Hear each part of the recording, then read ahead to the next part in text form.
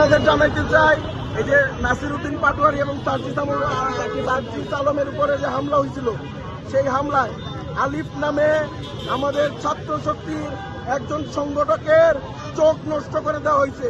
এই জিকে গৌসের নেতৃত্বে, এই জিকে গৌসের নির্দেশনায় কিভাবে তারা আলিফের চোখটা নষ্ট করে দিল।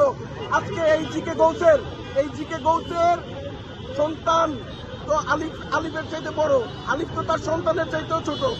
আপনি হুইপ হতে পারেন, আপনি এমপি হইতে পারেন, তার চাইতে বড় প্রয়োজন আপনার মানুষ হওয়া। আপনার সন্তান তুল্য একটা সন্তানকে কিভাবে আপনি চোখটা নষ্ট করে দিলেন। আজকে তার একটা চোখ নষ্ট হয়েছে, সিলেটে তার চিকিৎসা হচ্ছে না, আমরা তাকে ঢাকায় নিয়ে এসেছি। আমরা জানি না এই ছেলেটি ভবিষ্যতে তার কিভাবে তার সারাটা জীবন চলবে। আজকে তার বাবা মা হাহাকার করতেছে, প্রত্যেকটা ছেলের গায়ে নির্মমভাবে আঘাত করা হয়েছে। আজকে মিডিয়াতে যেসব দৃশ্য আসতেছে তার চাইতেও গুরুতরভাবে আমাদের ভাইদের উপর আঘাত করা হয়েছে।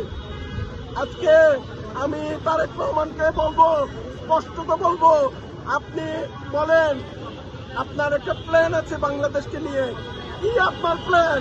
আপনি এই সন্ত্রাসী, এই চাঁদাবাজ, এই ঋণ খেলাপিদের এমপি বানিয়ে আপনার কোন প্ল্যান বাস্তবায়ন করবেন আমরা সেটা জানি না। আলিফ তো আপনার সন্তানের সমান ছিল। আপনি স্কুলে যাচ্ছেন, কলেজে যাচ্ছেন, ছোট ছোট বাচ্চাদের সাথে কথা বলছেন। আজকে আপনি আলিফের বাড়িতে যান, আলিফের মা বাবার সাথে কথা বলেন, তারা কি কষ্টে, কি বেদনায় তারা দিন রাত পার করছে সেই খবরটা একটু নেন। আর আপনার সন্ত্রাসী বাহিনীদেরকে দমন করেন। যদি আপনার এই সন্ত্রাসী বাহিনীদের আপনি দমন না করেন, আপনার পতনের জন্য তারাই দায়ী থাকবে। আমরা অতীতেও দেখেছি শেখ হাসিনা যে কাজ করেছিল, আপনি সেই কাজটি করছেন। কেন করছেন?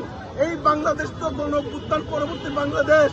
সুতরাং আপনি যদি মনে করেন 24-এর আগে যে বাংলাদেশ ছিল সেই বাংলাদেশে ফিরে যাবেন, বাংলাদেশের বিপ্লবী ছাত্র জনতা কখনোই আপনাকে সেই জায়গায় ফেরত যেতে দেবে না।